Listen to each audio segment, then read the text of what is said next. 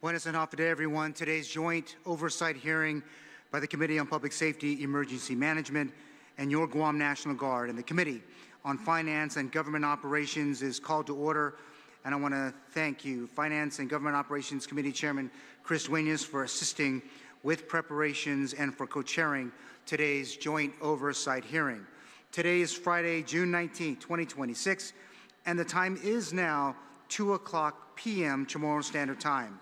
For the record, and in accordance with the open government law, notices for today's joint oversight hearing were sent on June 8, 2026, and again on June 15, 2026. Notices for this hearing were also published on the Guam Legislature website and the Guam Public Notices website.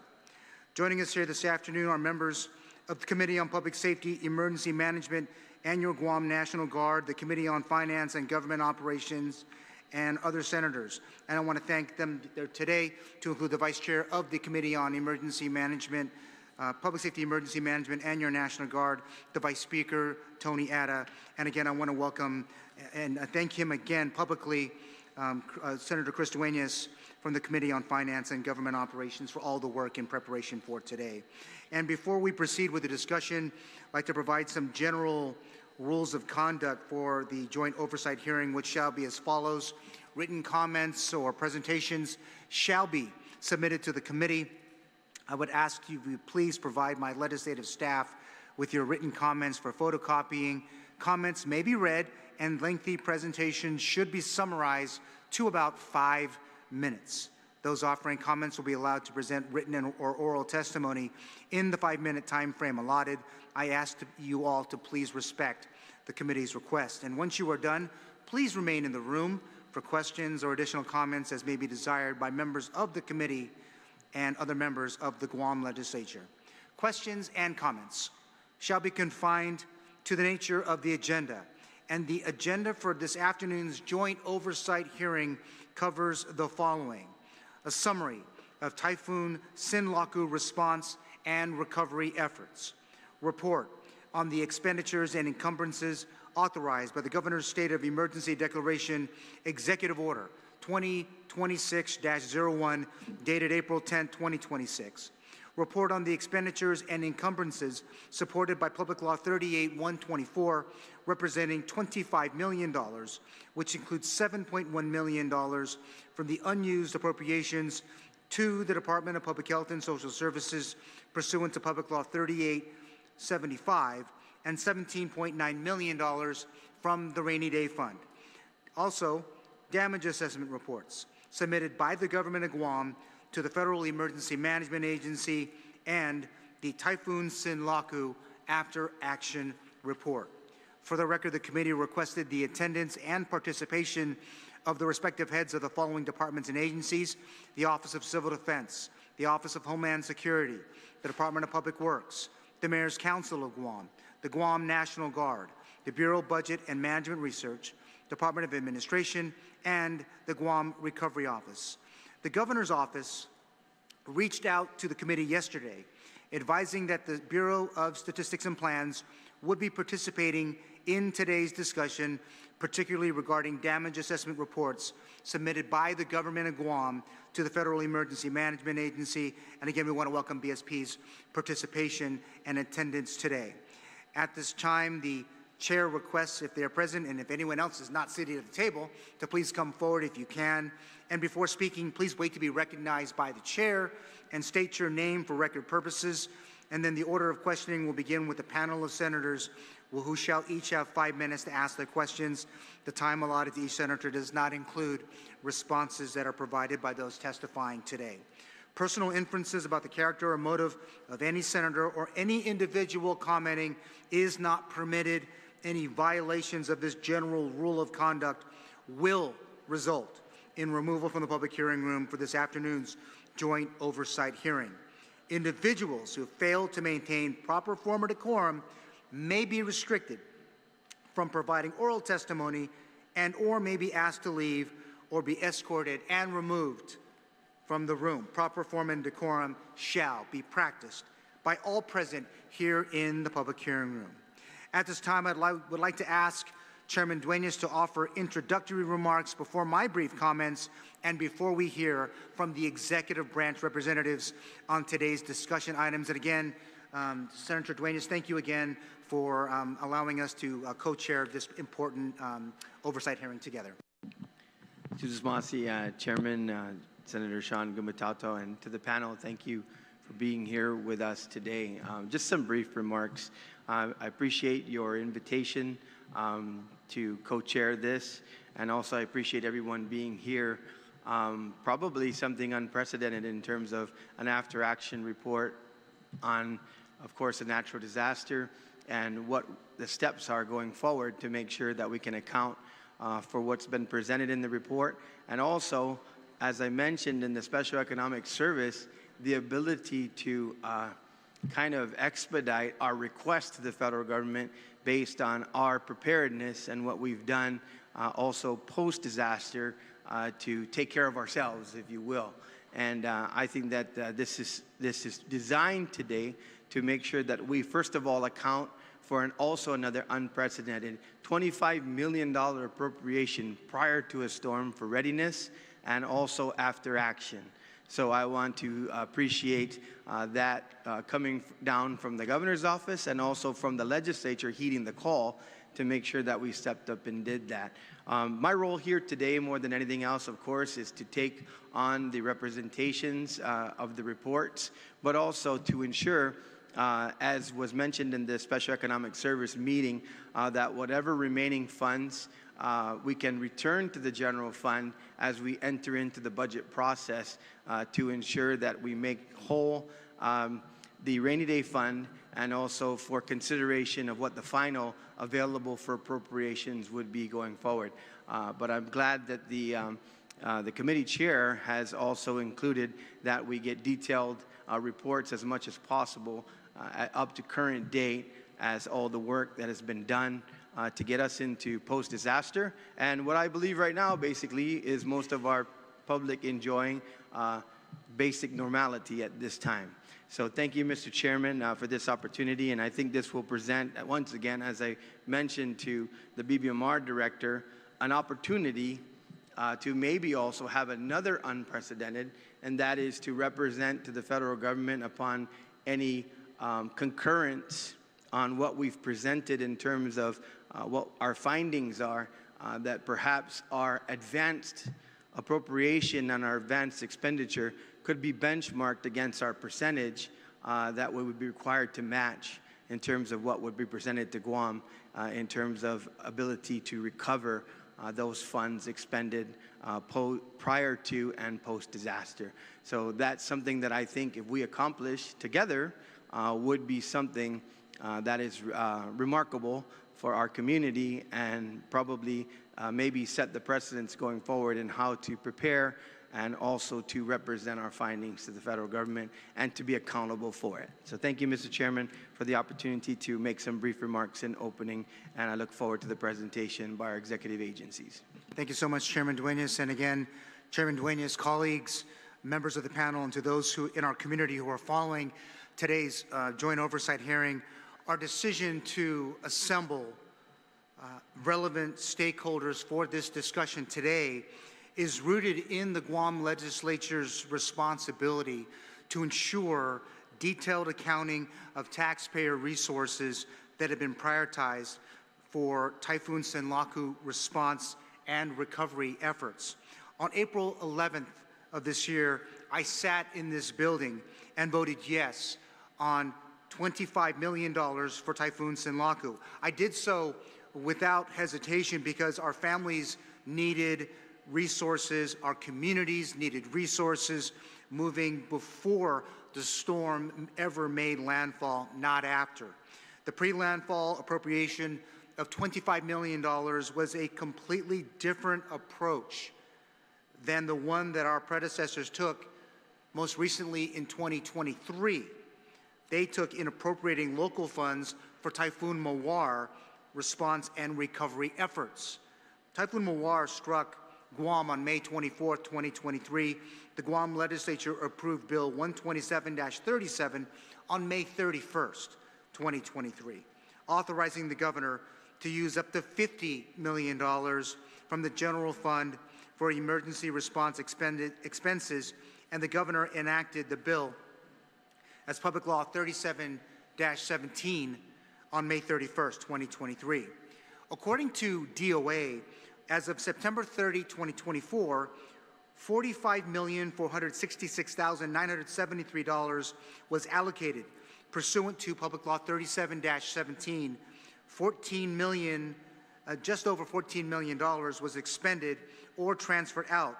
$164,425 was encumbered, leaving a balance of $31,244,665. There is no updated expenditures report available on the Guam Legislature website since the October 2024 report for the period ending September 2024. During last week's Special Economic Service meeting, BBMR informed the Guam Legislature that approximately $9.9 million of the $25 million appropriated for Typhoon Sinlaku are held in reserve. The administration, through BBMR, believes that typhoon expenditures have significantly tapered off and that the close to $10 million in unused funds could either be reassigned for other priorities or deposited back into the rainy day fund. Before we move a single dollar of Sinlaku reserve funds, we owe the public an explanation of that particular pattern. And we ourselves are reckoning with whether our appropriations process is in fact keeping pace with our agency's actual capacity to execute. Using BBMR's presentation from last week's SES meeting as a starting point, the committee appreciates in advance your collective cooperation as we engage today with the objective of ensuring that Typhoon Sinlaku's specific preparedness, response, and recovery efforts were addressed to the best of our collective abilities. And a detailed accounting has been made for the unprecedented expenditures authorized pursuant to Public Law 38-124, as was alluded by our Finance Committee Chair. Also, the committee anticipates that today's discussion might lead to policy outcomes, including but not limited to potential amendments or a complete replacement of Guam's Emergency Expenses Statute, 5 GCA Section 22402, which authorizes the governor to expend $250,000 from general fund appropriations for the executive branch for expenses resulting from civil defense, public safety, or healthcare emergencies. The $250,000 cap was established at least 47 years ago through Public Law 15-75. As Public Safety and Emergency Management Chair, I put forward a couple of measures which include creating a disaster fund, and I believe today's discussion will help guide policymakers as we consider further action on these particular proposals. The Emergency Management and Finance Committees agree that our collective response to future disasters will be impacted by our ability today to manage critical public resources that are allocated for Typhoon Sinlaku response and recovery. At this time, the committee requests the Sergeant-at-Arms, Mr. Ed Pakaigui, to swear in agency representatives before they offer comments and answer questions from senators on today's joint oversight hearing agenda. Thank you very much as well. Please raise your right hand. Under penalty of perjury, do you affirm that any and all information you provide today, whether it be verbally, electronically, and in writing, be the truth, the whole truth, and nothing but the truth? Mr. Chair, under oath, you may proceed. Yeah, thank you, Mr. Pakaigui. Again, I want to thank you all for being with us this afternoon, and we'll begin with general comments from the members of the panel. And I think maybe we'll start in the middle with our Homeland Security Advisor. Esther, welcome to the Guam Congress Building, and you may proceed. Thank you, Mr. Chair. Have a day. Buenas and have a day, Chairman Gumataotao and members of this committee. I am Esther J.C. Agagi, the Guam Homeland Security Advisor, and I am here today to provide testimony summarizing the Government of Guam's response to and recovery from Super Typhoon Sinlaku. Sinlaku tested every system that strained under Typhoon Mawar in 2023. This time, deliberate pre-planning, a unified appropriation, and a disciplined execution delivered a faster, safer recovery for the people of Guam. Sinlaku was an extended duration event, a 175-mile-per-hour system whose eye moved only 25 miles over 14 hours. Yet, within roughly 2 weeks of landfall, water, power, roads, and shelters were restored to normal. Let me give you an example. 100% of power feeders were restored. In roughly 2 weeks, 98 of 98 deep water wells were operational. All 33-plus highway routes were open. 331 DLAN tickets were completed. 12,893 hot meals were distributed, and all this was done from landfall to recovery in approximately 14 days. Our recovery began long before landfall because months ahead, the Office of Homeland Security and Civil Defense readied the Emergency Operations Facility and pre-assigned staff to ICS sections so that we activated ready rather than improvising. As the storm approached, the governor issued 2 executive orders before impact. Executive Order 2026-01, issued on April 10th, declared a state of emergency, authorized emergency procurement, expenses, and overtime, named GHS OCD as the lead agency for emergency procurement of goods and services, and DPW as the lead agency for the emergency construction-related procurement of services and activities. Executive Order 2026-02, dated April 13th, provided income, business privilege, property, and other tax filing and payment relief for residents and businesses. We met with local telecommunications companies before landfall to align on preparedness and resilience, and the Department of Public Works pre-positioned equipment at flood-prone areas across the island to enable quicker response. Critically, the President approved the governor's pre-landfall emergency declaration on April 13th, securing federal support before storm struck. Every member of the 38th Guam legislature acted swiftly and unanimously to appropriate $25 million for response and recovery. From within that appropriation, $250,000 was allocated to each village mayor, empowering our mayors to meet the unique needs of their own constituents.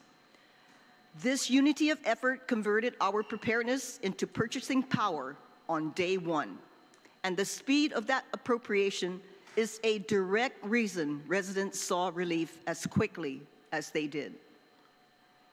The improvements that defined this response were drawn directly from Mawar in 2023 and built into our plan rather than bolted on afterward. Interactive and redundant communications stood up in advance, with the Emergency Operations Center staffed overnight, and functioning mass care and improved energy and fuel operations were ready at activation. The Department of Public Works worked around the clock to provide generator service support and fuel to the Government of Guam line agencies, and the Guam Police Department and the Office of Homeland Security and Civil Defense coordinated the designation of gas stations for first responders, emergency managers, and government officials, ensuring fuel reached those who needed it to sustain the response. Daily, National Weather Service heavy weather briefs gave the governor and lieutenant governor, mayors, media, response activity coordinators, and agency directors one shared common operating picture throughout the event. Invitations to these daily briefs were also extended to the chairman of the Committee on Public Safety and Emergency Management, the Guam National Guard, and the Emergency Manager of Joint Region Marianas, broadening the shared picture across our legislative, military, and federal partners. The Office of Civil Defense was also embedded in the Mayor's Council EOC group chat, giving us immediate knowledge of village needs and the ability to respond in a timely manner. Come inside to the EOC. We paired operational tempo with financial discipline. We embedded the Guam Recovery Office finance team and the Chief Procurement Officer directly in the EOC so that procurement and obligation decisions were made in real time in the room. Our DLAN workforce processed roughly 505 resource requests and completed 331 of them, approximately 65.5%, with a clean, auditable trail. The governor received a daily operations update spanning every function, from safety and security, food, hydration and shelter, health and medical, energy and fuel, communications, transportation, hazardous material, and water systems. We provided working space and operational support to the FEMA team inside our facility and ran joint Guam CNMI FEMA briefings daily. We bore our responsibilities and did the work, which allowed FEMA to channel its focus on the CNMI, which took the harder hit. Throughout the response and recovery, we maintained continuous coordination with FEMA Region 9, a partner we continue to value. Debris was managed for speed through advanced pre-designation. We meticulously designated debris sites ahead of the storm by waste stream, village green waste only, sites and construction and metal materials, white goods, and electronics at another. 16 temporary debris sites were activated island-wide and then sequenced to closure as volume cleared, fully compliant with our disaster debris management plan. The results speak for themselves. Power was restored to 100% of the grid, ahead of the target. All 98 deep water wells remained operational. Every highway route was open, with DPW cleaning major roadways the morning after landfall, and telecommunications carriers returned to nearly 100% of service. All hospitals, nursing facilities, dialysis centers, and pharmacies remained fully operational throughout the event.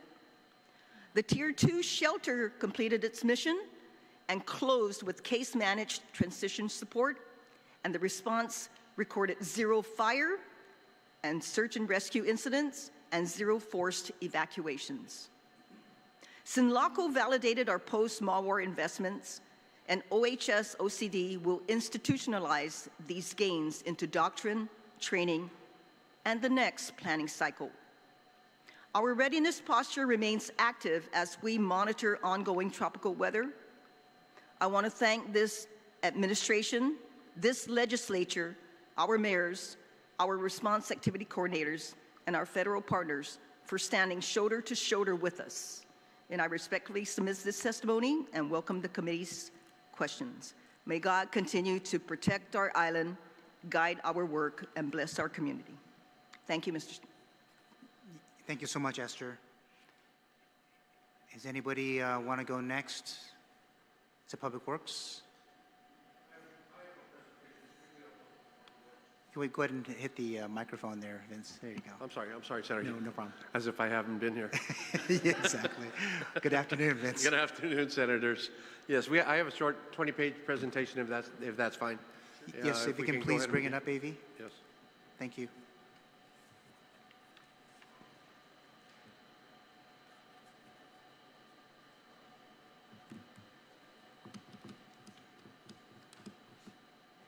Okay.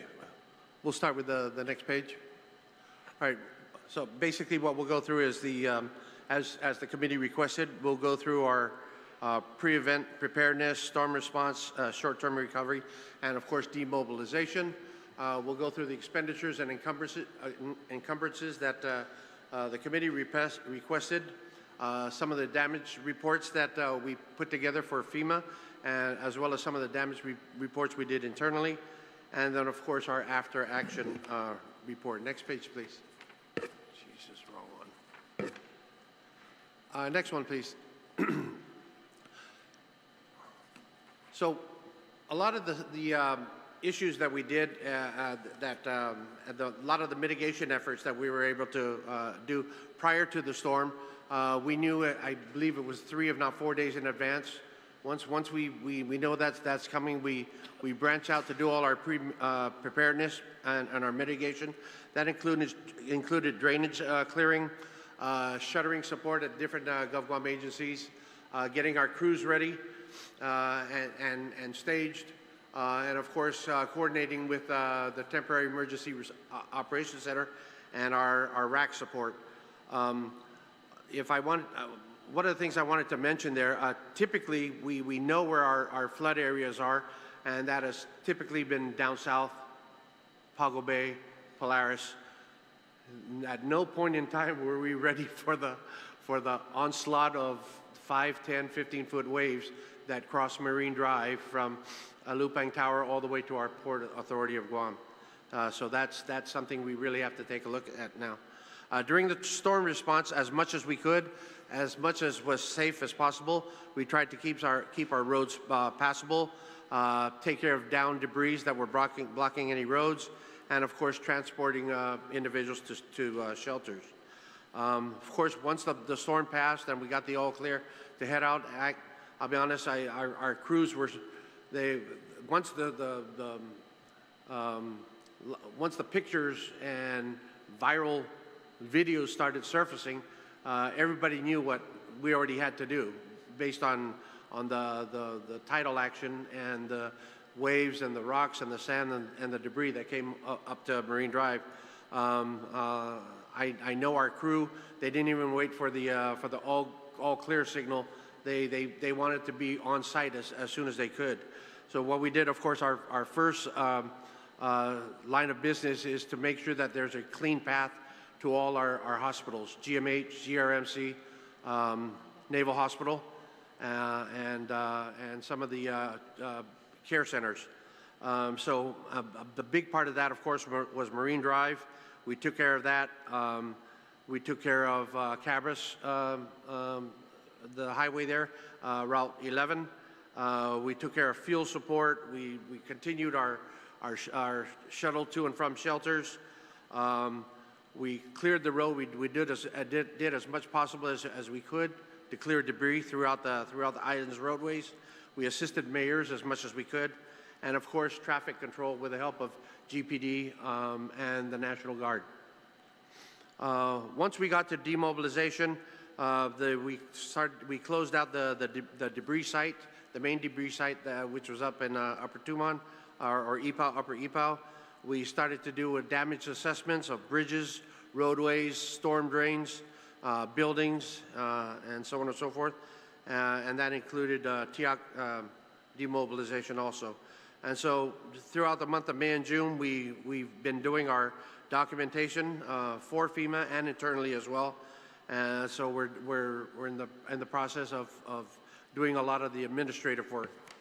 Next slide, please. Okay, so as I mentioned in pre-storm preparedness actions, you'll see the list here that we did. We did as much drainage culvert clearing as possible, inspections for roads, bridges. We went to all the different agencies that typically require assistance. We filled sandbags as much as we could.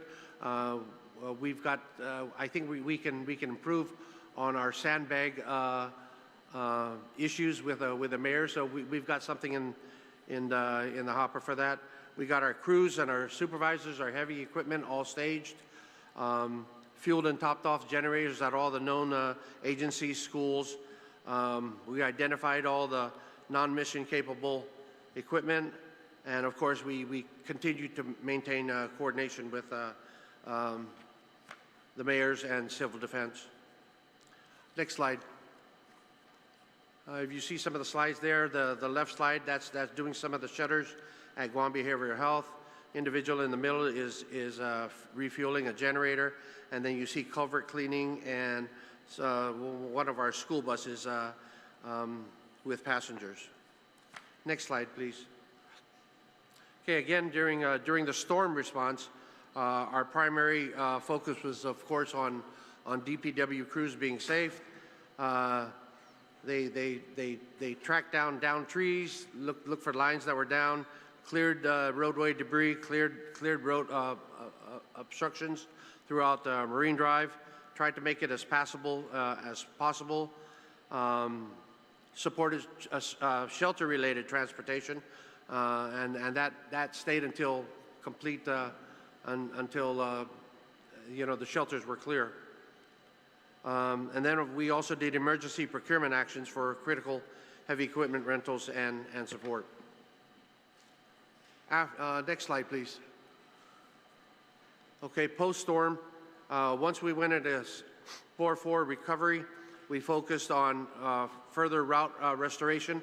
Marine Drive, for the most part, remained in a 2-1-2 position of passability while we continue to work on the shoulders of the road. And that went from Route 1 in East Agana, basically all the way to the commercial port, the Port Authority of Guam. We activated and coordinated Tier 2 shelter transportation, as I mentioned also. We continued fuel top-offs for the critical GovGuam and health agencies. Then we opened and operated debris management sites in Oka Point and Tizan. Tizan basically operated for green waste only. Oka Point, you'll see in one of my next slides what we took in there. We also supported Department of Parks and Rec, a couple of the mayor's offices, and we continue to do damage assessments throughout the island. The next slide. These are just some of the pictures of us clearing up Marine Drive, one of the parks that you see there, one of the highways down south. But most of the damage was really up north in terms of sand, ocean debris, and rocks. Next slide, please. The debris removal, we calculated a little over 29,000 cubic yards of debris removal. This is not to say debris that went to the debris site. This is everything the debris that went to the debris site, and then also debris that was handled on site, such as the sand, the rock. We basically push that back to the high water mark as instructed. Just for comparison, that 29,000 cubic yards equates to a little over 1,700 dump truck loads at 17 cubic yards per dump truck. That's about an average. So you'll see the estimated cubic yards that we did. The clear majority was along Marine Drive from Docomo or Alupang Towers all the way to Route 11 in Pidi. And again, it totaled a little over 29,000 cubic yards. Next slide. Our temporary debris management sites. What you see is an overhead is a drone shot to the right. I don't know if we're able to zoom in on that. But that showed you all the different types of goods that we had on the top. Is basically green waste, and from the bottom left to the right, you have the white goods, electronic waste, another pile of white goods, construction debris, metallic waste, and electronic waste. To my surprise, the white goods far outweighed the green waste that was dumped at our debris site there. For what reason, I have no idea. If I can just take this moment again to express my concern, I still don't understand why Public Works is in charge of solid waste. There is a Guam Solid Waste Authority, and I believe they should be in charge of solid waste. Any type of solid waste, whether it's a can of soda, a paper cup, an abandoned vehicle, white goods, electronic goods, green waste. If it's solid and it's waste, it's solid waste. So I renew my my objection or my passion for trying to figure out who really should be in charge of solid waste.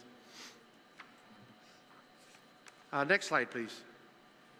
Next slide. These are some of our expenses and encumbrances by object class. What's missing here, and I apologize, senators, is we should have had benefits there. This was actually the wrong slide that was included, of about 276 million that should have been under this class. So for the grand total, you really add 276,000 to the 1.5. But those are the different expenditures and encumbrances that exist today, just for DPW and just for expenses under the $25 million appropriation from this legislature. Next slide, please. Under emergency procurement, these are some of the items that we procured. Under contractual, the big item there was rental of heavy equipment, excavators, loaders, backhoes, water jetting equipment, dump trucks, graders, and so forth. We also procured some bus shelter construction materials so that we can rebuild some of our bus shelters that were damaged. That also includes some machine work on heavy equipment.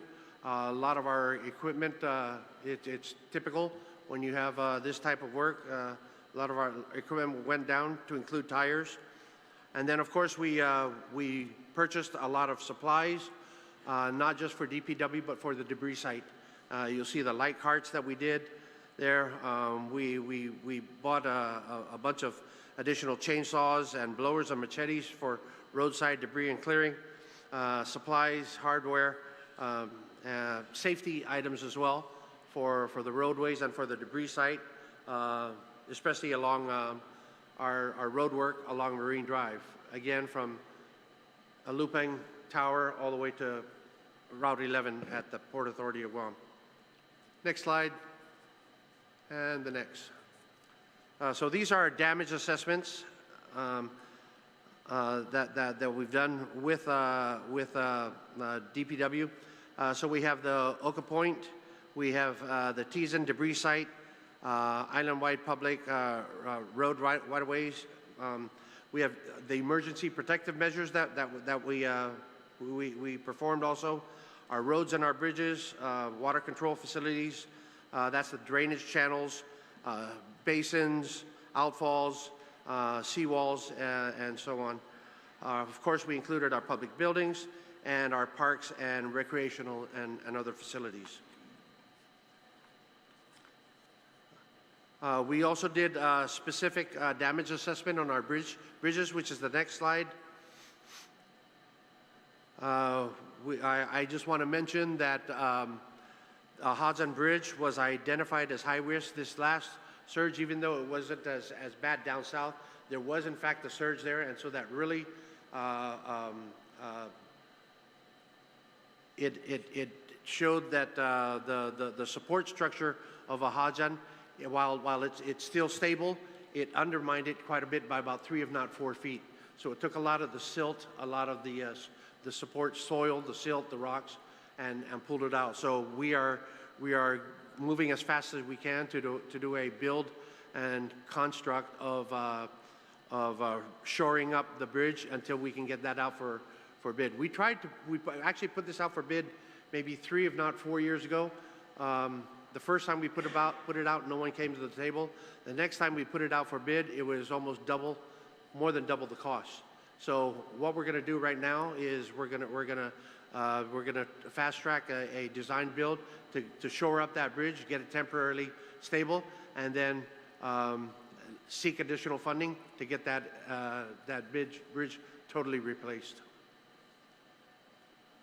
So these are some of the findings that we had. We had scour, we had channel erosion, which is some of the stuff I just mentioned, exposed utilities and exposed platforms of the bridge. Next slide, please. This is the damage assessment highlights of all our different roads. some of these were the damaged signal heads, and if I could just deviate from there, we were ready to, we actually gave a notice to proceed for replacement of all traffic signals. I think I mentioned that to the committee at one of my hearings.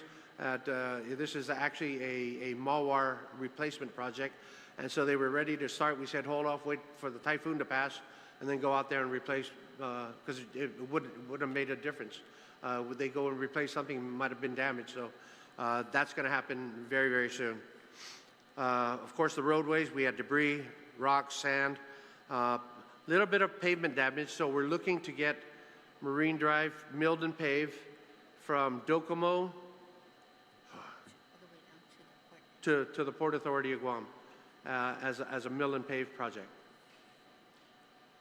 Signs, of course, that's another one. We've got we held back on a sign, our sign contractor, to wait for the storm to pass. We do have a sign contract out to replace all the damaged signs, actually, since Mawar. I'll probably have Bureau of Statistics and Plans, Matt Santos, talk about the possible seawall mitigation and damages that were there as well. In terms of our after-action report, next slide. Next slide. Thank you. We know what worked. It was, of course, our pre-typhoon readiness action, the plan that we had in consultation with EPA, National Guard, and Homeland Security. We had a system that we believe was efficient, very clean, and it operated at a very safe and efficient level. So very proud of that, and I thank the other agencies for their help there. RAC, EOC, DLAN coordination was efficient as well and very professional. We transitioned from storm response to Core 4 fairly decently, and of course contracted engineering support to do bridge damage assessments. Just some of the gaps on the next slide. I think one of the things is we could certainly contract some of the rentals of equipment perhaps a lot sooner, have them staged sooner. We had damage documentation. It was always very critical when we worked with FEMA, so we want to ramp that up a little bit. Traffic control devices, I spoke about that. We want to develop a rapid signal assessment and repair contracts and maintain a steady supply of spare parts inventory. Then lastly, again, I just renew my call to revisit this issue of responsibility for solid waste collection here on this island. That's all I have. Thank you. Thank you so much, Vince. So I guess we'll go from Vince now. Sounds like we're going to move to whom? We're going to go to Matt? Go Matt? Okay. Hey, Matt, good afternoon. Welcome, and you're recognized. Greetings, Senators. I'm Matthew Santos from the Bureau of Statistics and Plans, and I'm going to do my best to keep my presentation within the time limit. I was in Yes, please. Thank you so much. Yeah. So if you want to bring up the slides. Okay. First slide, after the title page. So I think it's important to put into context what we report to FEMA and also how it's developed, what we collaborate in generating in data and assessments and estimates, and what's actually submitted with the Presidential Disaster Declaration. So due to the fact that this typhoon was not a level 1 incident, meaning that there wasn't enough catastrophic damage to impair your resources like GPA or DPW to where they're incapable of doing this, we have to go through this process of where we get through the preliminary damage assessment process within 30 days and also submit a Presidential Disaster Declaration request within that time period as well. So following Core 4 on April 14th, agencies started to collect initial damage assessments. And by April 27th, we started to train them to make sure that they understood the documentation and the data requirements needed to properly submit an assessment that FEMA would accept. And there's a lot of rigor, and it's pretty extensive, and some of the work that's required for this stuff, especially for permanent work, almost equates to the amount of work that you would do for planning a procurement. And this even includes getting qualified estimates and also providing historical costs on similar projects. So by May 7th, we actually performed the joint PDA, which involved the Guam Recovery Office, my office, and FEMA, in which they started to receive the initial damage assessments, and they started to kind of vet through them to make sure that they had all the supporting documentation and begin to send out like RFIs to the individual agencies for additional documentation that would allow FEMA to actually validate those estimates. We held an exit briefing with FEMA on 5/14 between BSP, GRO, Guam Homeland Security, and SBA to present our joint findings for this. And this was a compilation of information that was submitted with the Presidential Disaster Declaration request. So while we're a little bit over 30 days since we submitted that request, we can't provide timing because there's no statutory deadline for FEMA or the President to actually issue a declaration. You want to go to the next page?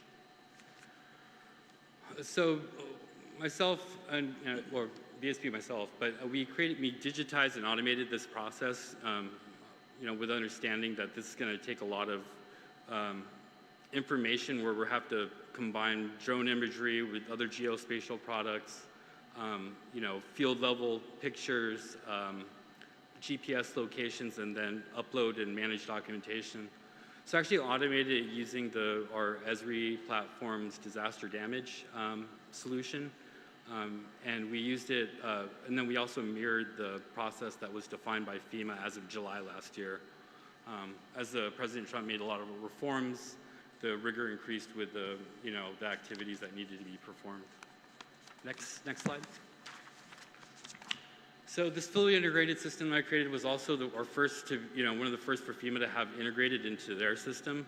So due to the condensed timeline, it allowed them to do a lot of virtual assessments, and then they left the big ticket items for those physical assessments. So we were able to combine drone imagery that was collected by GPD, GFD, Drone Corps, that we went out immediately after, because we have to kind of prove that this damage was related to this incident. So you have to do it close in time. From this, you were able to administer a report. We had some workflow for GRO and also FEMA to be able to kind of like take on those assessments following those things. And then, pre and post-storm high resolution mapping in 2D and 3D kind of lessened the burden for some of the agencies to have to provide evidence that this was disaster-related damage. Next slide. And here's some of the examples of what was collected in the system from the field. So we had field collection video or images, and then being able to swipe and compare different areas post-Mawar, pre-Sinlaku, post-Sinlaku. And this really helped in providing some credibility to a lot of the assessments that were being submitted. Next slide. So this is a dashboard that basically accumulated all that information. So we had a total of around 430, let me pull the amount real quick. You had 423 total assessments across these 7 categories, amounting to $434.5 million. A lot of these estimates are going to require additional information. So while not all of these assessments were able to be validated, that doesn't mean that they would be rejected in a scenario that a presidential disaster declaration was approved. Next slide. FEMA was able to manage this from here. So if you ever took a look at the matrix that they have to be able to vet each individual assessment, they were able to do this to our system, which allowed us to meet the deadline and also meet the threshold. Next slide. So this is the joint PDA table for that was provided during the exit briefing, and it's also contained within the presidential disaster request. So of that, we had $8.7 million of verifiable damage assessments, which was close to 9 times the minimum threshold needed to be eligible for public assistance under a major disaster declaration. So while we did meet it, again, it's still at the discretion of the president to approve these things. For the ones that were assessed, we had an additional $158 million in assessments that were not fully supported. So even some of our projects like the East Agania shoreline, which we had Army Corps do a feasibility study and also provide estimates and preliminary design, even that wasn't sufficient because we weren't able to get information like comparative projects to provide a cost baseline. So even though we had a comprehensive level of documentation plus reports provided by other federal agencies and and competent partners, it still wasn't able to be fully verified because they had some additional line items. But it doesn't mean that it's not going to be. Also, there was other assessments that were collected through the system that would be covered by other federal agencies. So you'll have debris cleanup that would be eligible under FEMA or reimbursable, but permanent work to the federal highway is not covered by FEMA, but could potentially be covered under federal highway. Also, FEMA took out things like soft costs related to A&E, environmental and historic out because they don't verify those up front. They only do the hard costs. But that doesn't mean that those amounts wouldn't be covered later on in a scenario that a presidential disaster declaration was approved. And I do want to emphasize on the preliminary because we saw the opportunity to push these other non-verified assessments through given that we have approval.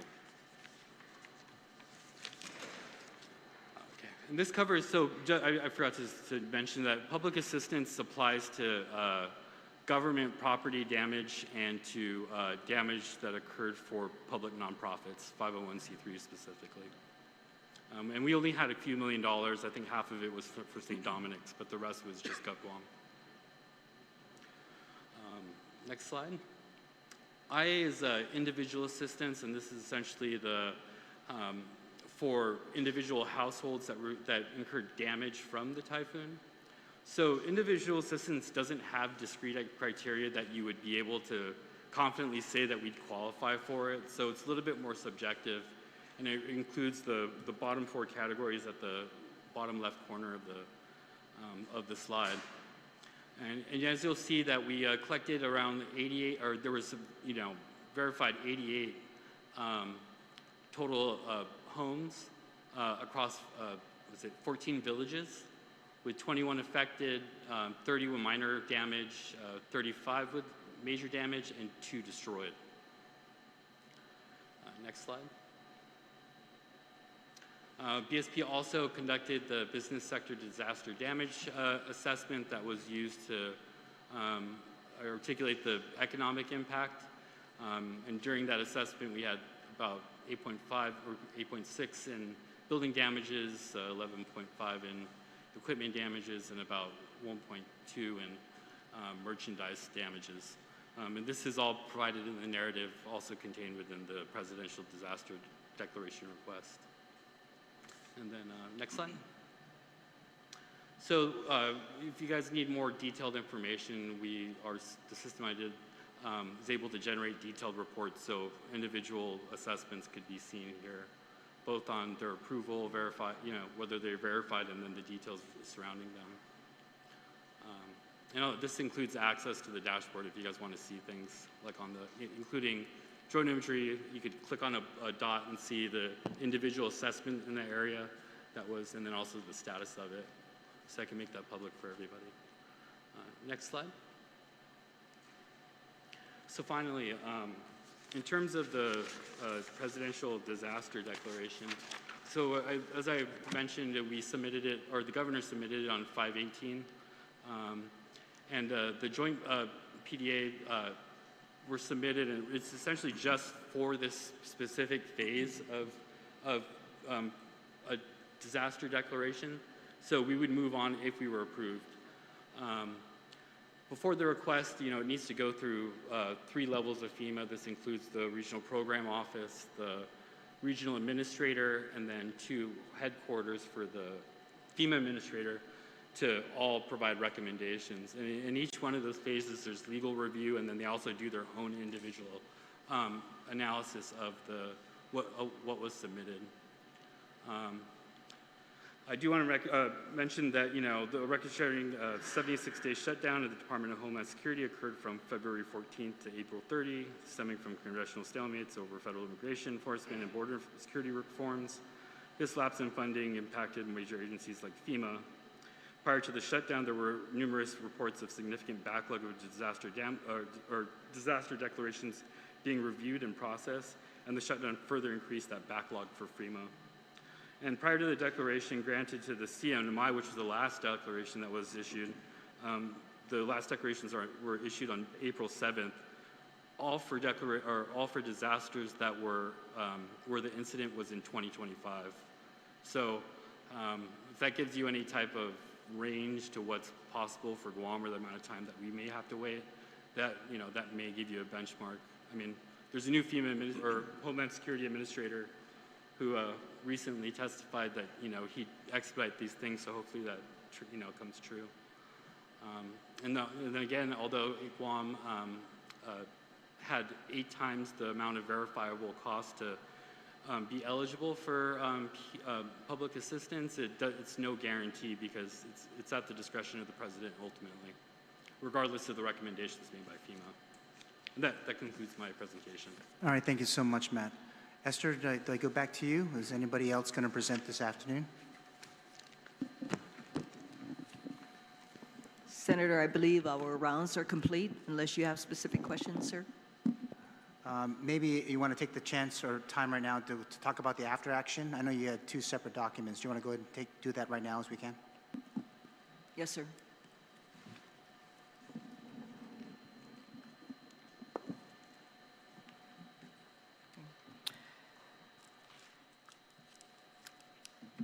So again, Havaday, Chairman Gumataotao, and members of this committee.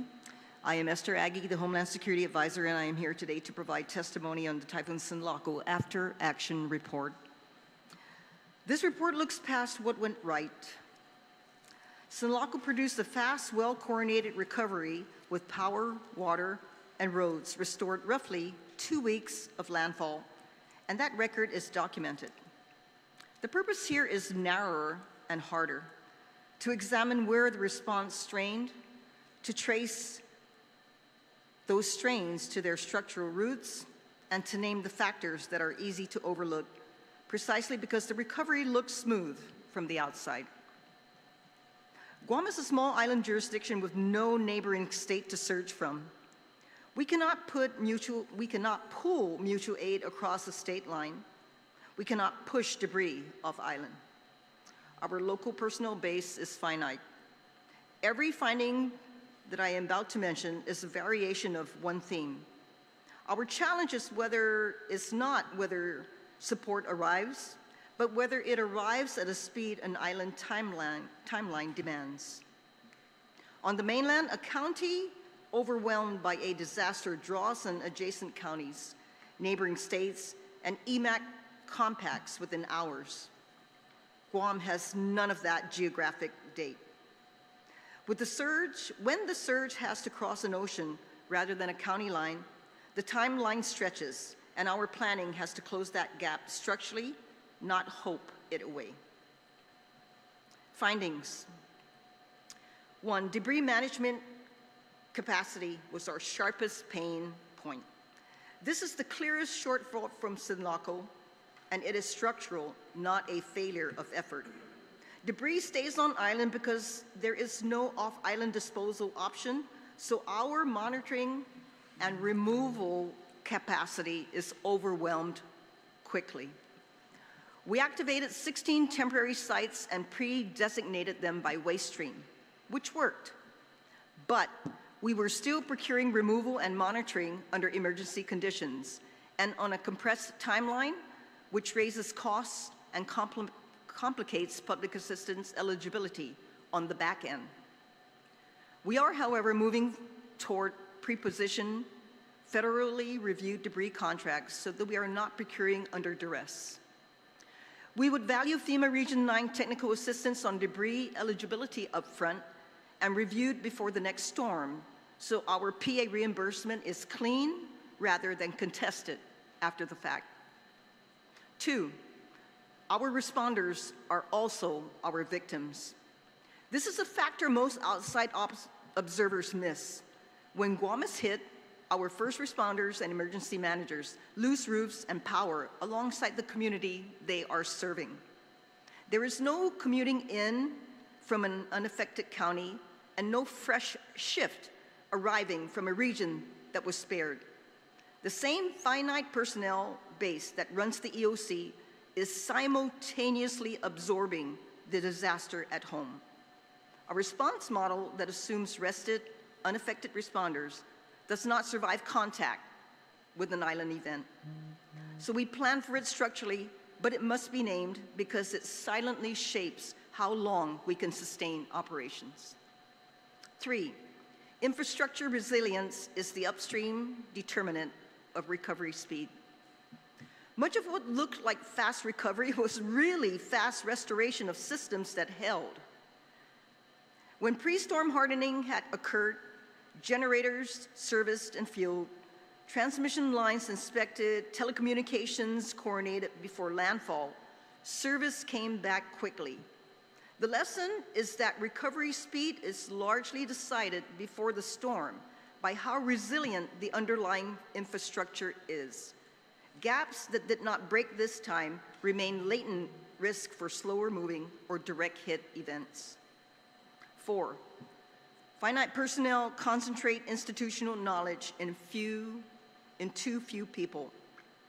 Pre-assigning staff to ICS sections months ahead worked well, but a small jurisdiction means depth of bench is thin. Critical functions often rest on 1 or 2 trained individuals. This is invisible when those people are healthy and present, and catastrophic when they are not.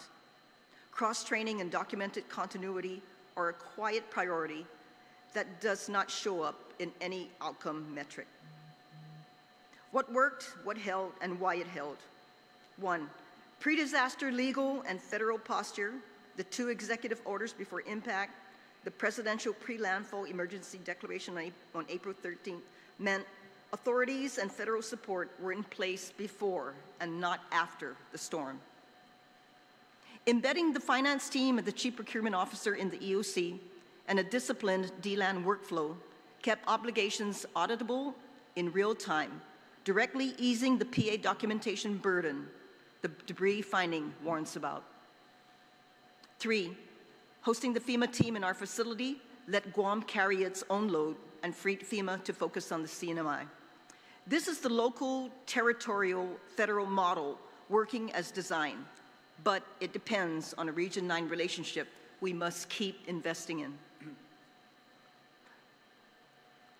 Priority gaps going forward: 1, debris capacity, pre-positioned Region 9 reviewed debris contracts with eligibility settled upfront. 2, infrastructure resilience, continued hardening of power, water, and communications so recovery speed is built in before the next event. And 3, personnel depth, cross-training and continuity planning that accounts for responders who are themselves affected. So in short, our plan is rewritten and stress-tested. We operate the local, territorial, federal model under real island constraints. Our priority gaps are debris capacity and infrastructure resilience. And we value the Region 9 partnership that helps us close them. Sizus Maasi. Thank you so much, Esther. So what we're going to do is we're going to move now, unless there's anyone else that's here to testify, but I appreciate you all for being here. We're going to move now to the question and answer portion of today's joint oversight hearing, beginning with myself and our Committee on Finance Chair, and then members of our Emergency Management and Finance Committees. And again, colleagues, you will have each 5 minutes, not including the responses provided by members. And I would like to first recognize the presence of our Speaker of the Guam Legislature, Frank Bloss, Jr. Thank you, Mr. Speaker, for being with us today.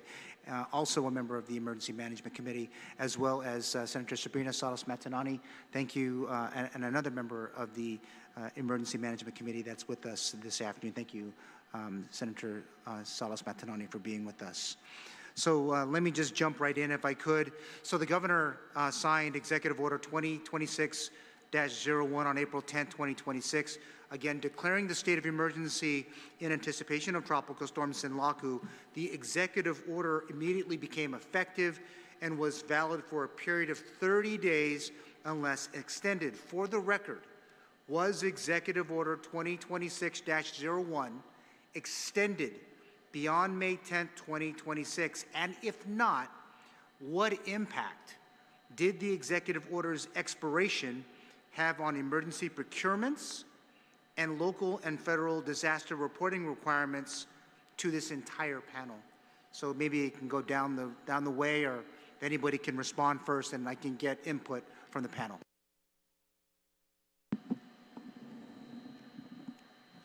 Senator Esther Agagi again, sir. So my understanding, we also sought clarification on that 30-day limitation.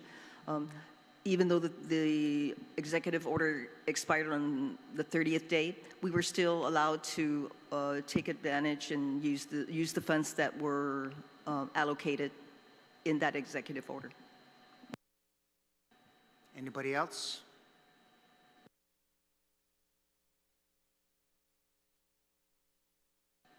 So you're saying that even though the emergency was over, you continued to operate as it was an emergency.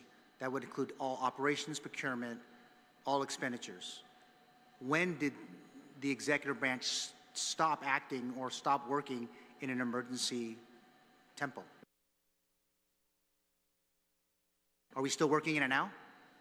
I mean, it sounds like we have an executive order, it stops at a certain date, it doesn't continue. So help me understand and have the entire committee and this community understand why it was proceeded after the 30-day window. Senator, my understanding is that the procurement continues. We are in condition 4. We are in a steady state of operation. However, we still have procurement. We still have receipts. We still have reports that need to be submitted for work that was done, service contracts. All those take some time, and so we still accept those. We are still reviewing those in order to complete our reports. I know, but let me just go back to my question. Was at 30 days, it stops. So can someone please explain why we continue to act in an emergency after the 30-day window? Andriana Kitagwa, GSA. So the emergency procurement didn't continue after the 30 days. It's the expenditure on the existing purchase orders. If there was a justification to extend, like for the debris removal across the whole Marine Corps drive, we did extend it within the law that allows the 90-day service period, but we didn't conduct emergency procurement after the executive order was expired.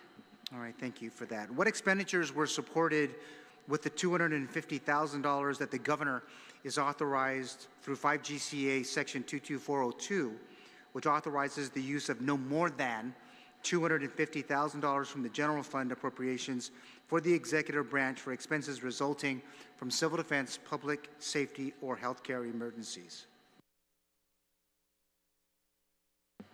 Thank you, Senator, for the question. My name is Joe Cabana, the Government Coverage Directors. We do have expenditures related to on the $250,000, and that's to initiate costs related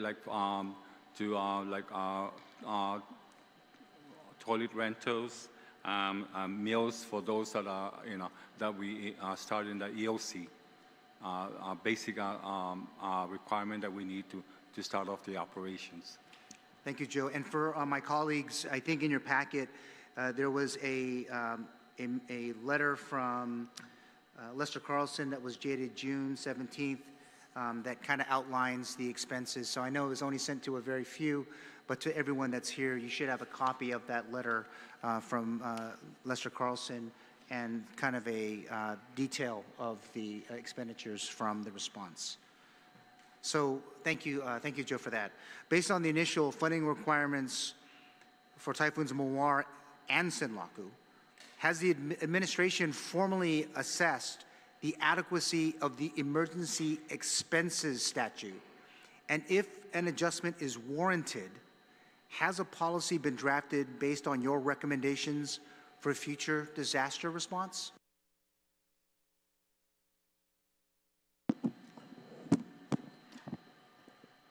Senator, I am not aware of any policies that have been drafted. I believe maybe the Department of Administration could answer that question for you. Okay, and I know that I hear, but if I'm going to ask, do you think, based on this particular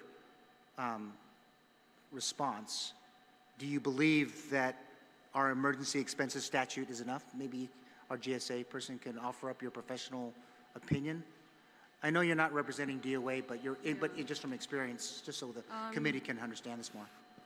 I think I can speak from an audit perspective. I believe that it is enough, at least from my experience during Typhoon Sinlaku. All right, thank you. So if funds were expended pursuant to the emergency expenses statute, was a written report filed with the legislature and the public auditor within 5 days of such transactions using the $250,000 emergency funding as required by the above-mentioned statute? If not, when can this community expect that report? The reports do help with accountability and surely assist with reporting back to FEMA.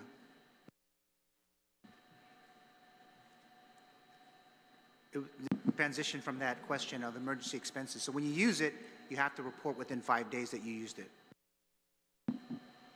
Yeah. Sir, I'm going to have to get back to you on that question. I have to talk with my staff to see if that action has been taken. I'm not aware of, as of this moment, if it has. All right, thank you so much, Esther. Senator, now, if I could also. Yeah, go ahead, Vince. I noticed that it's in attachment A of Mr.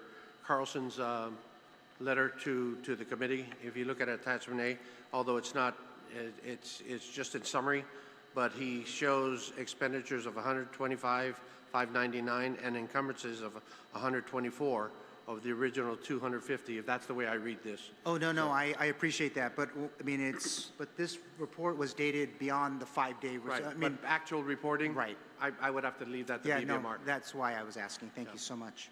All right, BBMR, through their consolidated revenue expenditure report for the period ending April 30, 2026, reported Typhoon Sinlaku expenditures totaling $223,877 and encumbrances of just over $3.1 million,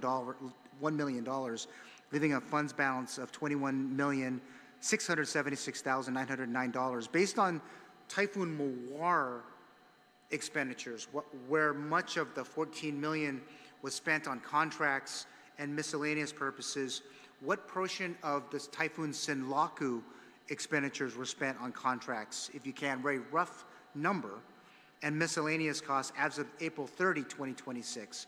And I'm hoping anyone from your respective departments and agencies can respond. Maybe we can start at the end, maybe either DOA or DPW. So how much did you guys spend on contracts and others? This is strictly for Sinlaku, or is this yes, for Sinlaku, more? yes, from your agency. Oh, so for DOA, we didn't have any expenditures for DOA itself. For contracts or? Yeah. Okay, thank you. Yeah. How about Public Works? Any idea? Just a rough number? Public Works, a little over 800,000. Okay, thank you. Contractual. Homeland Security, Civil Defense, do you have a round number? I told you we're going to look stupid without BBMI here.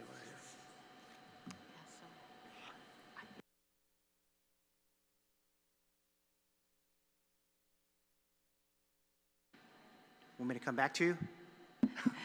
Sir, we are looking at the template that was given by BBMR. And Mr.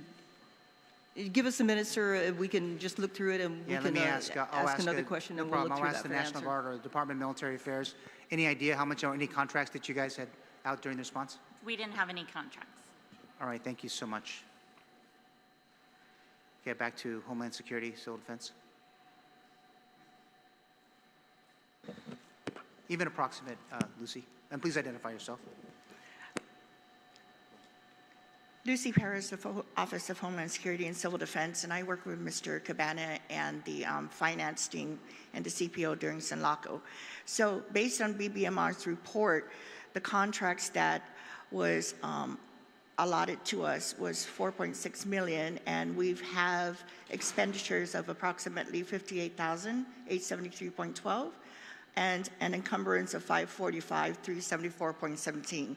And so those encumbrances just means that the purchase orders were already assigned, and the funding was held.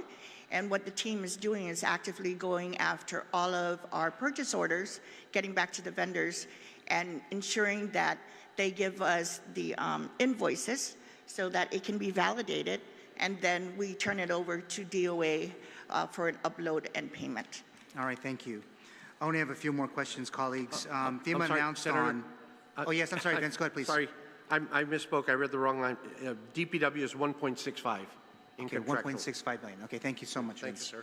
So FEMA announced on April 12, 2026 that it was authorized to identify, mobilize, and provide at its discretion equipment and resources necessary to alleviate the impacts of Typhoon Sinlaku, emergency protective measures limited to direct federal assistance under the Public Assistance Program, which we provided at a 75% federal funding match. During last week's SES meeting, BBMR reported that $9.9 million of the $25 million appropriation was held in reserve for possible return to the rainy day fund or reassignment for other priorities. For the record, has any portion of the expended and unexpended funds been identified from your conversations as a local match for potential federal public assistance programs?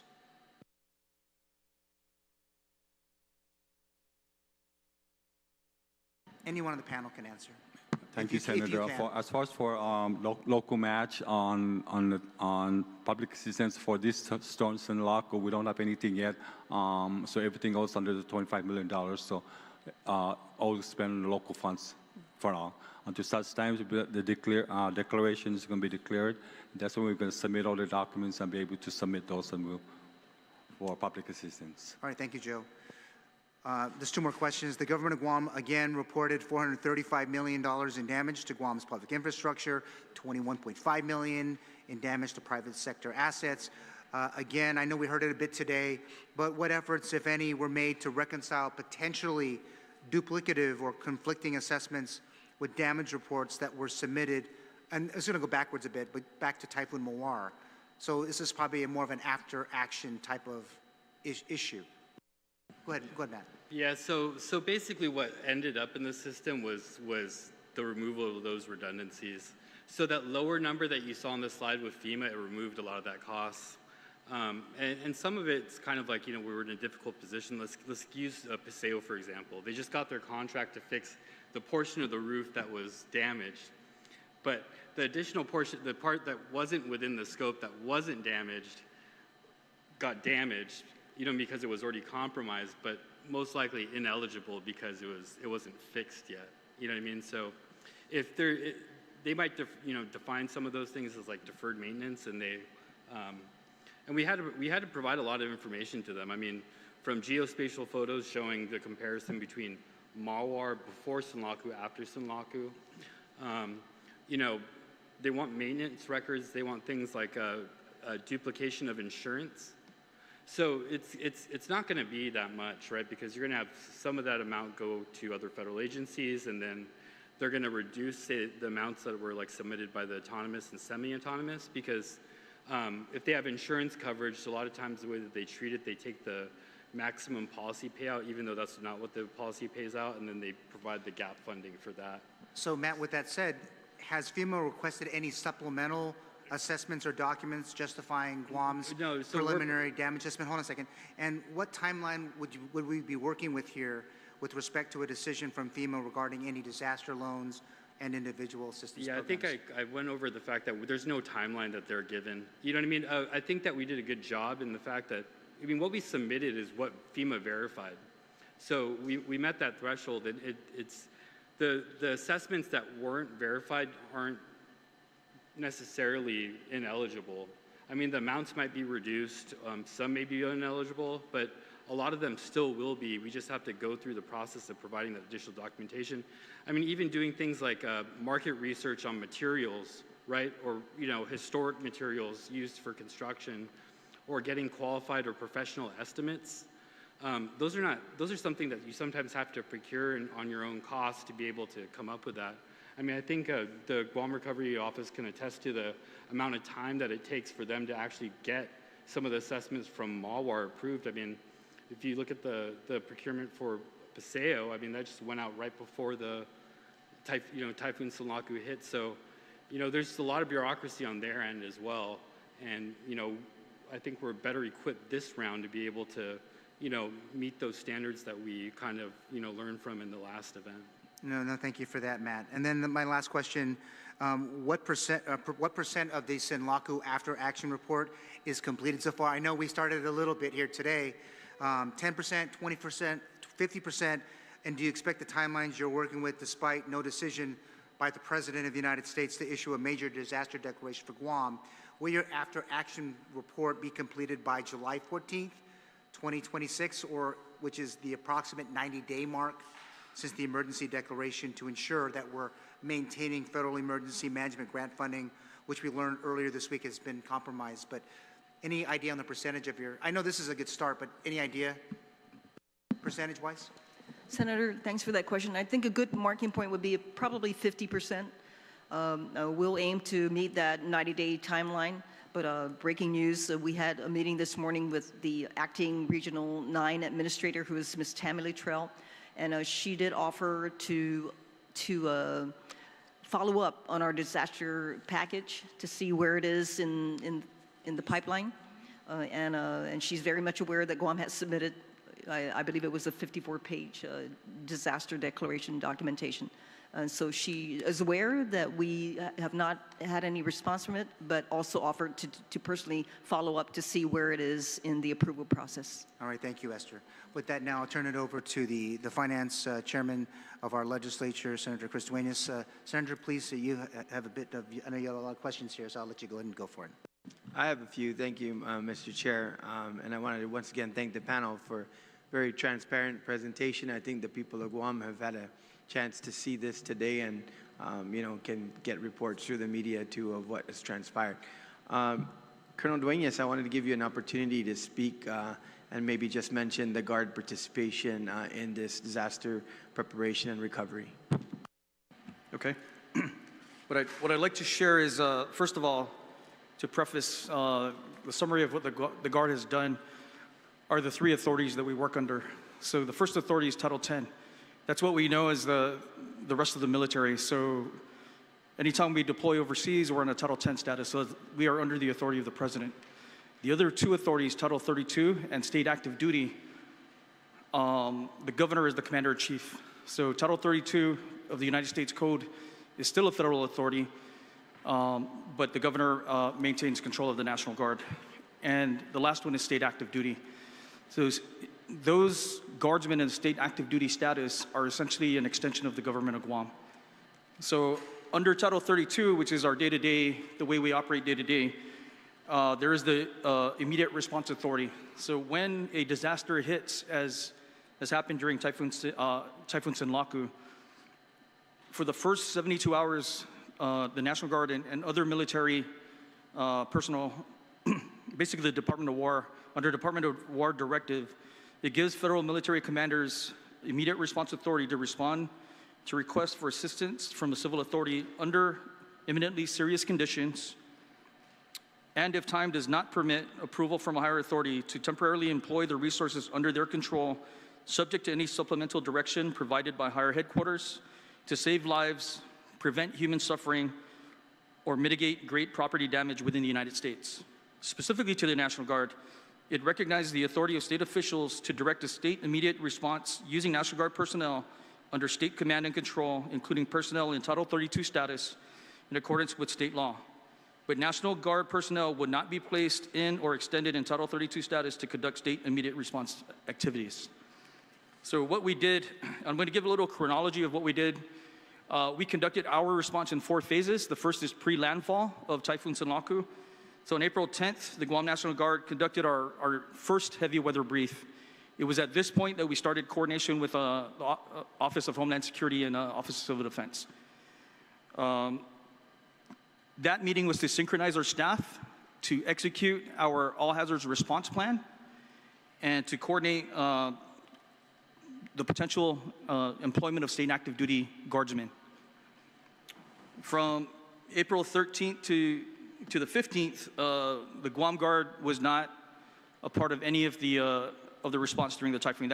So April 14th is when the typhoon hit. By April 16th, that's when we enacted the immediate response authority. So we had 72 hours from that point to conduct our activities. It was also at this point that we initiated our recall roster for potential state and active duty guardsmen. By April 17th, that was when we had the initial state active duty guardsmen on status. So 85, we initially started with 85 personnel, and then 32 of them in the next 24 hours. So April 19th, we received an additional, it was at this point that those state active duty personnel were taking their direction from Office of Homeland Security and Civil Defense. On April 19th, we received an additional request to conduct security and assist with operations at the island's waste sites. By April 23rd, so that's already beyond the 72 hours, the TAG is authorized to go beyond the initial 72 hours for immediate response authority, but she has to continuously update that request through the National Guard Bureau. So April 23rd, the IRA for recovery operations transitioned to primarily the state active duty personnel to continue the GUNG's operations. And then our phase 3 under operations, the Guam National Guard was tasked specifically for traffic control points and then the waste sites. There were 8 TCPs where we supported the Guam Police Department, and then the waste sites, there were 12 of them that we operated. In total, there were 117 guardsmen that were on state active duty. We did use some of our equipment, our military equipment, and of course, any reimbursements would go through the Department of Military Affairs for us. Pending any questions, that's all I have. Thank you, Colonel. I just want to get you on the record. We know that you provided a great deal of support, and it's nice to know that you would run those reimbursements up through the military channels. And so we appreciate you being here today and representing Guam's finest. Thank you. Thank you. So going over to Andy. Andy, did you run point on all of the procurement at GSA, or how did that work?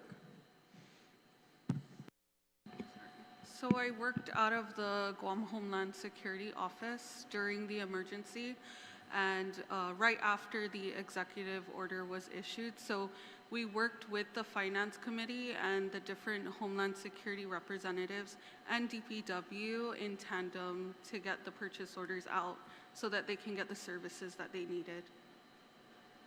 So that's why, once again, I want to reiterate your presentation that you used basically only the 30-day window of declaration to do emergency procurement and then transitioned into standard procurement.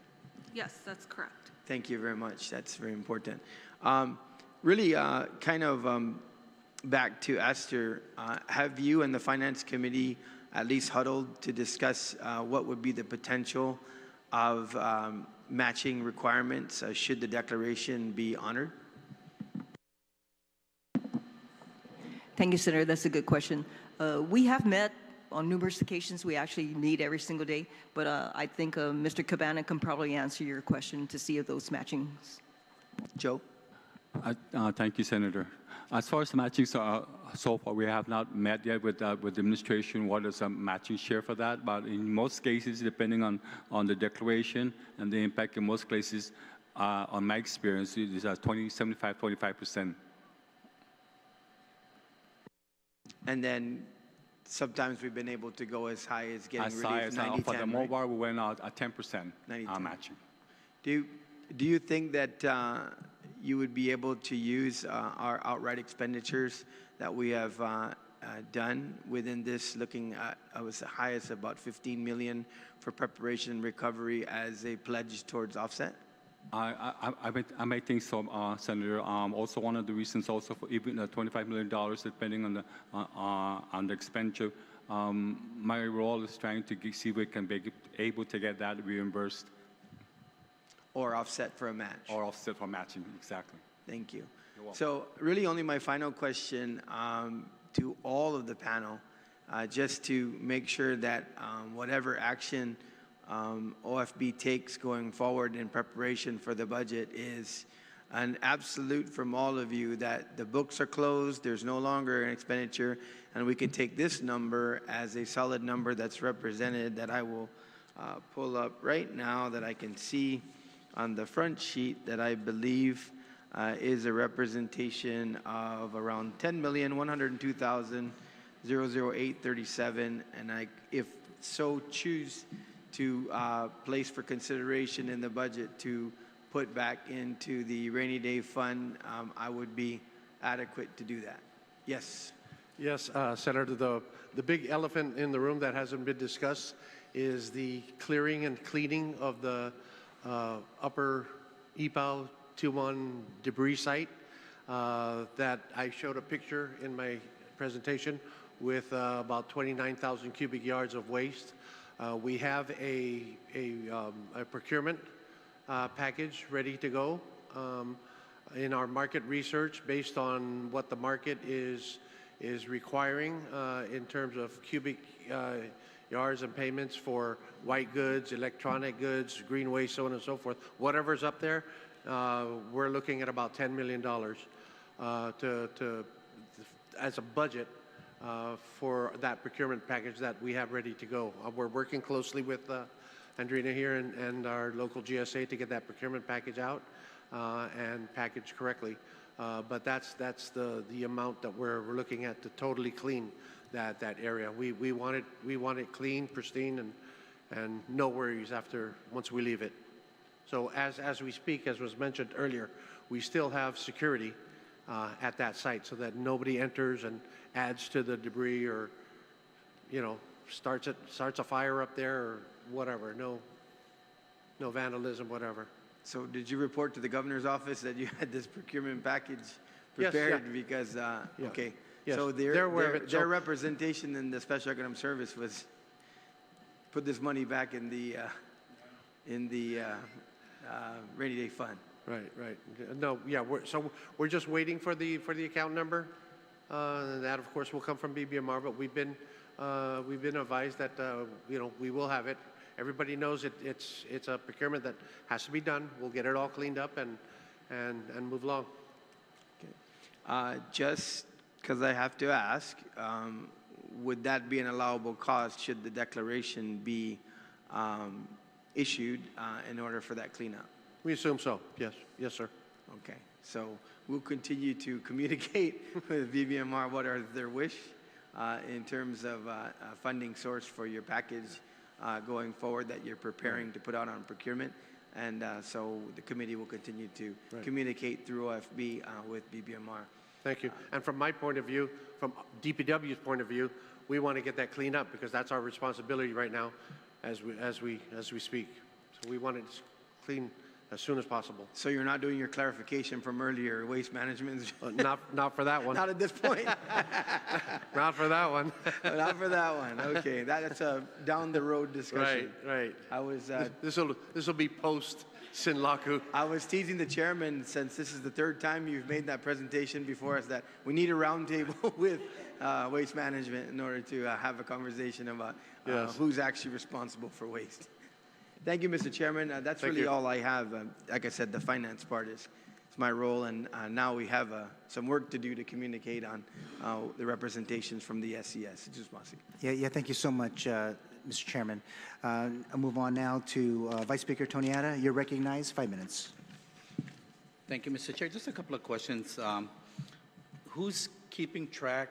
I noticed there was a lot of equipment purchases, and who's keeping track and actually seeing where these equipment went and if they're still accountable for them? If it's a Homeland Security, sir, whatever equipment that we've purchased, we have, and the Speaker asked me this on Monday, do we have a system, an asset management system? So we have that in place. Even if it's an Excel sheet, we know what came in, we know what purchase order, and we know who we gave it to. And if it was an item that could be recovered and cleaned up in preparedness for the next event, we've done that also. for civil defense side. Thank you. And you got any, how is this being tracked, and also for accountability for the equipment? Yeah, so the inventory would be under Guam Homeland's purview. A lot of the equipment for DPW was rental, so they didn't really purchase equipment. It was rental to get the, to do clearing. Okay. Because I see it there on the attachments, there's a, and I guess attachment E belongs to the Office of the Governor for light sets. So who keeps track of those light sets that were purchased? That falls under the... So if it fell under Governors Right. or Guam Homeland, it would be with Guam Homeland. So do you guys got those light sets that have been purchased? Are you referring to the light carts? Yeah. That's DPW's inventory asset. So that's at DPW? Yes, correct. So when you do purchases, you don't put who Yes. it Oh, goes yes, to? I normally, on each purchase order, the destination agency will be on that, and that's who is responsible for holding and maintaining the asset I once see. it's delivered. Okay. And it would be marked on our property control records. That So you guys get a complete transfer of documents that it went from Homeland Security to DPW, or how does it go from when Sorry, you let me do go the- back. Yeah. So if the procurement was for Homeland, if Homeland made the request, the requisition goes through our system, I would issue the purchase order, send it to the vendor, copy Homeland, and that gets delivered to Homeland, and it's in their asset. If it was a DPW request, the item gets delivered to DPW, and that would be their asset to manage. Okay. So in that way, it just, you know where all assets are placed and who has what? Yes. Okay, that's great. I think the only other question is, what happens to any of the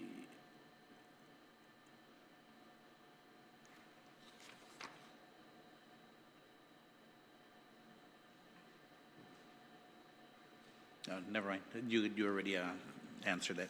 But thank you, Mr. Chair. That's the only questions I had. Just making sure with the accountability on where each equipment went to. Thank you. All right, thank you, Vice Speaker. Speaker Frank Blas, Jr., you have 5 minutes. Thank you for being with us today. Thank you, Mr. Chair, and thank you very much to the panel for being here. Mr. Arroyo, Vince, I agree with you. We may have to go back and revisit it as far as the waste management. But in this process, what was the role of GWSA or GSWA, if there was any in the debris removal and debris management? Did they have any role in this? No. Okay. No, not.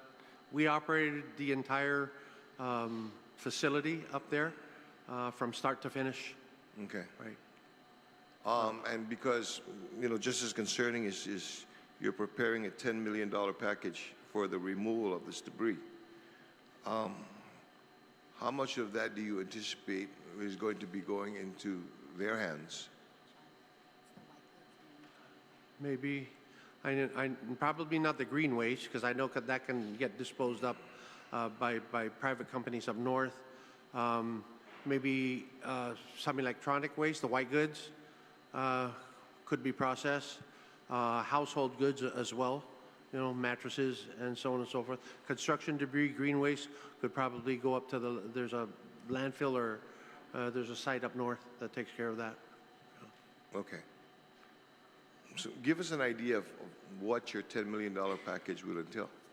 So we would basically, we're looking for businesses that will basically come in and take whatever they're able to take and process, such as the white goods, such as the green waste, such as the electronics, such as the metallic waste, so on and so forth. They would be lock, stock, and barrel. But the way the procurement reads right now, it's an IDIQ for different businesses to come in based on what they're able to handle. Okay. Right. So in the meantime, you said that there is still site security and monitoring control, right? How is that being paid now? How are you paying for that? During the emergency period, we had procured for security services to be at Oka Point. And so that was under an emergency purchase order. So they're paying out the invoices through that purchase order that we issued. Okay, so I referenced this to a previous question, just for clarification, okay? So these are one of those procurement processes that is ongoing, if you will. There's no end date to this until all of that debris is gone. Correct, yes. And it's a continuing contract for that security? Yes, so through legal guidance from the GSA Procurement Council, I had asked him if we can still extend the purchase order given the emergency procurement and the need. And he said as long as we don't reach beyond the 90-day period, that's allowable in the Guam Code Annotated for emergency procurement. Okay, so along those lines now, while you're preparing the $10 million package, okay, will that be under the emergency procurement, or are you going to need other procurement authority to be able to do this? Yeah, if she has it. I'm going to try to push for the procurement, but I can only work as fast as I get a funding source. And then we would have to package it for the AG's review under his purview, because it would be a regular procurement process that we're utilizing to get this service for Guam. Okay, okay. Joe. No, I got another question for you. Don't worry about it. I'm not going to talk trash. I'll let Vince take care of that, okay? Yes, Senator, Speaker. You know, right now, what is the standard or what is statutory or regulatory in this cost share? Absent a presidential declaration, what is the cost share now? Let's say that it gets denied. Then what are we looking at in as far as a cost share, if there is a cost share? If there's a cost share, let me go back. If there is no cost share, then he has to go back to the $25 million, whatever funding is available. Okay. Okay. As I said earlier, we're just waiting for the declaration, and from there we can determine what is the cost share. But as I said earlier, just based on experience, usually for Typhoon event, it's usually a 75-25 cost share. Last year, Omowar was a 10% cost share. Okay. But also with the understanding that while we have a cost share, it is required that we pay it up front and then get the cost share then comes into place afterwards, right? So if our bill was for $100, we have to put the $100 up front first. Yes. In order to be able to get 90 back, assuming that it is at 90%. That is correct, Speaker. You have to pay first 100%, and then that's when, but they have to submit an invoice of $400 or 100%, and then we apply the cost share afterwards, and just about whatever the federal share. Okay. Now, in your line with regard to, I know you're in the midst of still working Marwar and still have a number of, I guess, open, there's still a lot of files that are open in Marwar. Yes, Speaker. We do have some open for MOAR. The biggest challenge we have in the MOAR, as far as me validating our documentation, we receive the money from our federal partners, but as far as providing the documentation to reimburse our subrecipients is a challenge for me. We've requested, we've communicated with them through the POCs or the department in getting those documentation. But for me, as long as we don't receive those documentation, I cannot release those fundings. Okay. Has there been discussion, and man, I'm going to go to you now because you brought this up with regards to the maximum policy amount payout for insurance. Okay, and this goes to not just with Marwar, but also now with Sinlaku. Yeah, and that there's a concern, or that FEMA first looks at whether or not there's insurance for facilities. But what they're finding, what is being found by a lot of people is their insurances were based on pre-Marwar, pre-Sinlaku, basically about 10 years back in as far as cost for repair, okay?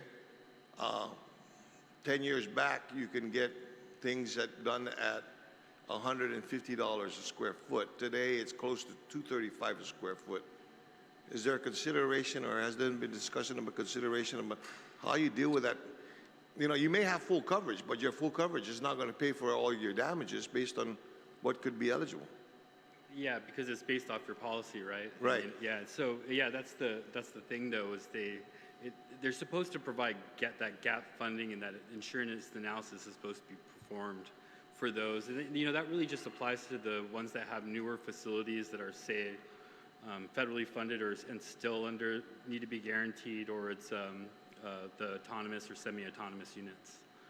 So a big chunk of that something is going to go down after they deduct the policies and also the deductible for making a claim on those policies. Okay, so we are keeping on top.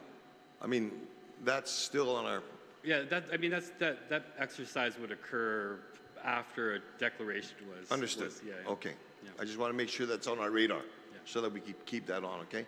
And lastly, Colonel, and thank you for basically the timelines and what you put through. Just one question. Were there any National Guard deployments to the CNMI? Not for Typhoon Sinlaku. Okay, so there wasn't. We have done it in previous years, but not for this particular typhoon. Okay, thank you very much. That's all I need to do. Thank you very much, Mr. Chair. Thank you so much, Mr. Speaker. Senator Sabrina Salas-Matanani, you're recognized for 5 minutes. Thank you, Mr. Chair, and thank you to the panel for your response to and planning for Typhoon Sinlaku. So I'm just kind of going over these documents which I just received, and I just want to make sure I'm hearing correctly that it's 104 million estimated needed for repairs. That's what I read, yes? Are you referring to the presentations? Yeah, so my presentation, you're going to be referring to the page 8. Could you please speak closer to the microphone? To page 8. So no. So basically, that total of the unsupported cost is going to be the amount that hasn't been verified yet, and that's the gross. You know, and that represents the gross amount for those assessments. So $104 million. No, it's that it hasn't been. No, 158. 158 million. Yeah, and FEMA also removed. They only include, this table actually only includes the assessments that they reviewed. So there was a group of, there's like smaller ones and then some more complex ones they didn't include in their final verification number because of the window that they had to be able to do their verification. So they prioritized the ones that were feasible to ensure that we met the threshold for the presidential disaster declaration. So it's a case-by-case type of thing, to where, you know, you hope you're going to have all the documentation or the records that are going to make it eligible for it. So you have a number that's going to be the actual damage, and then you're going to have the number that's eligible for it. And going back to the speaker's comment about insurance, you know, that's going to also reduce the amount that we need, because there can't be a duplication in benefit for, you know, for damage and any type of compensation for damage. Okay, so just if you could just make it simple. Yeah, it's really difficult. I don't have an account of the amount of assessments for facilities or assets that have insurance coverage. So I could run that report, but I don't have the number on me right now. Okay, but the number you do have is what you said is 158 million. Yeah, that's the ones that still need to be reviewed further on this table. So they did a preliminary, and it's different for every single one, right? Because you have to do market research for some. Some might not even be eligible because they say it was for deferred maintenance, right? So it's really difficult to say, because I didn't personally go through and qualify the credibility of each individual one. That was the responsibility of FEMA and the Guam Recovery Office. Okay, so does anybody have just a rough estimate on how much in damages we're looking at and we're for Typhoon Sinlaku. Senator, just on the DPW side, specific to roads between, again, Lupang Tower or Docomo, if you will, all along Marine Drive to Route 11, which is the Port Authority of Guam, and portions of Route 2, the shoreline in Agate, our estimated repair needs are at 104. And that's for some road damage, that's for some signal heads, signs, seawalls, embankments, drainage infrastructure. One of the things we didn't have in here because we're still doing an assessment is the stormwater drainage all along Marine Drive. If you'll notice along Marine Drive, we've got stormwater damage, right? So when you have the ocean that came in and dumped about 29,000 cubic yards of sand or whatever, a lot of that sand went into our stormwater drains. So we're going to have to do some major clean out, if you will, of those stormwater drains, because we have no idea right now how filled they are with sand, with debris, and they've probably already been filled with some silt, rocks, you know, who knows what. So we're going to have to do a really thorough assessment to see the condition of those storm water drains from East Agana, West Agana, all the way to Port Authority. Yeah, can I just add to that too? So, you know, the ask was for the FEMA reported numbers, right? Because there's a lot of permanent work costs that's going to have to fall under the Federal Highway Administration. So that needs to be deducted from that as well. And it's very difficult. I mean, even if you look at the glass breakwater, for example, right? They went out they got an appropriation for what, $330 million? They've more than doubled that with the final contract for it. And, you know, based off my experience through BSP working with the Army Corps, the cost escalation for a lot of these things it's volatile. There's no way for us to trend it or say that we can apply the specific value. And doing in-water work, like say along Route 1, like near Petey, you have like guardrails that are falling in the water, and you know, and other things, and that would actually come under the most likely federal highway. So making the distinction of what's going to be under FEMA versus federal highway, or what's not going to be covered because it was determined there was deferred maintenance, it's too difficult to be confident in a final number. All we can report on is the amount of the assessments that were made and verified. And then when we get along to it, we also would, you know, vetting these things more thoroughly with FEMA, we would have a better number about what the damage that we would cover and what we would be left with on, you know, on our own books. Okay. So just based on the 104 million estimate that you just spoke of, how much does DPW realistically expect FEMA to reimburse? We won't know, Senator, until we do our full and final assessments. But we are looking at full road repair, again, from those same boundaries that I mentioned earlier, to include milling and paving most if not all of Marine Drive, striping and marking. So that's a big chunk of it. But the other chunk is also the stormwater drains that I just mentioned.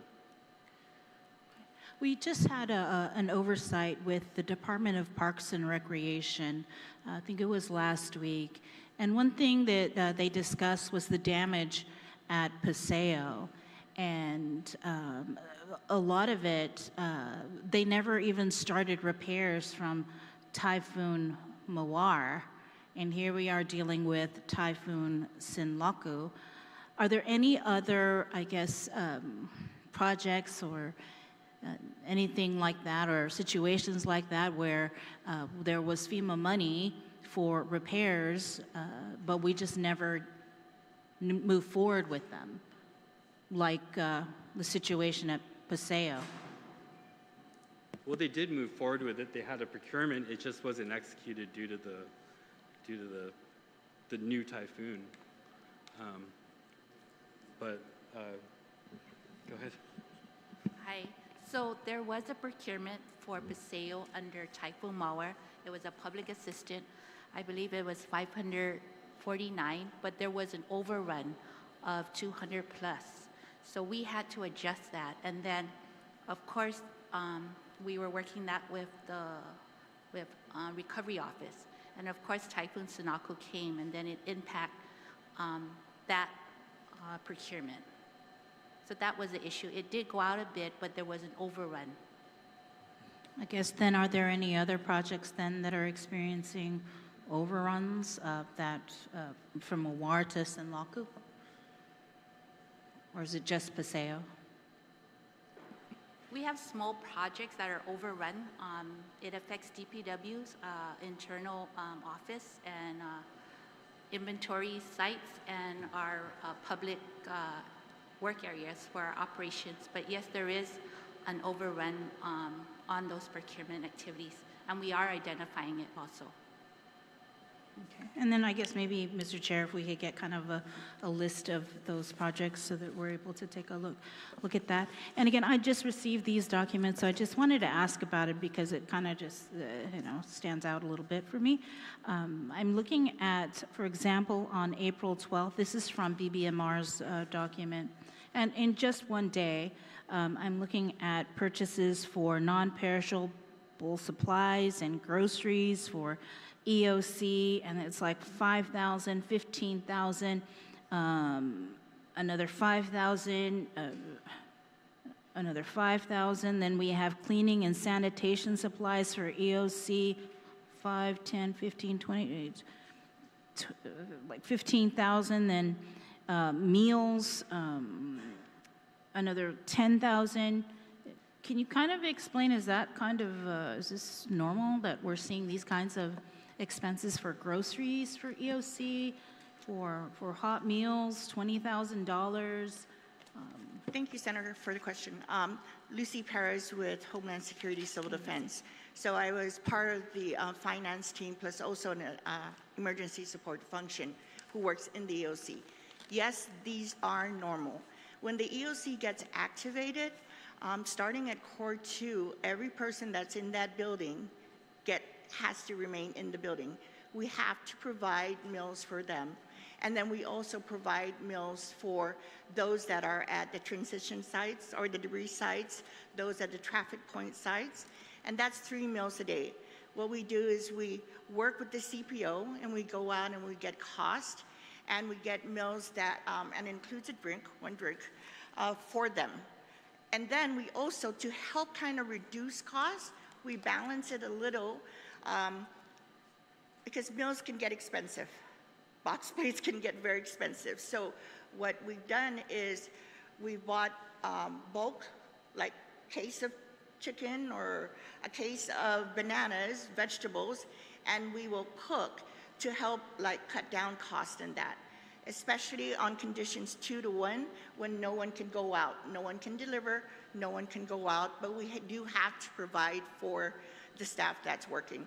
And when you're looking at cleaning supplies, the Civil Defense Office did not have a vendor. We haven't had one for several months. So the team gets cleaning supplies, we purchase it, and we're the ones. The team works it. We have individuals that were assigned those tasks. So yes, and Speaker Blas can also attest, and he's seen that this is normal. This is part of what happens. Okay. Also, there was purchases, $6,000 just for office supplies? Right, so office supplies includes, when you work in the EOC, even though we do inform our ESFs to bring whatever supplies and equipment that they need to do their jobs.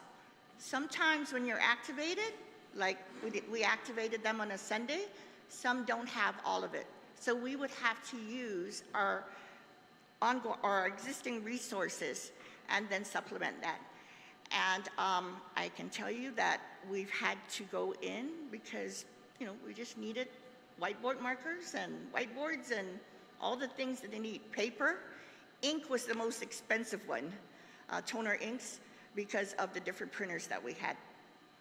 Well, yeah, I see that. It's like $40K on laptop, computer supplies. So the laptops, ma'am, I will tell you, we had to purchase, because Sinlaku, when the power went out, we were on our generator, which was working, but the low voltage and the spikes, in 1 hour, and I have my little book, I actually counted how many times we took a low voltage hit.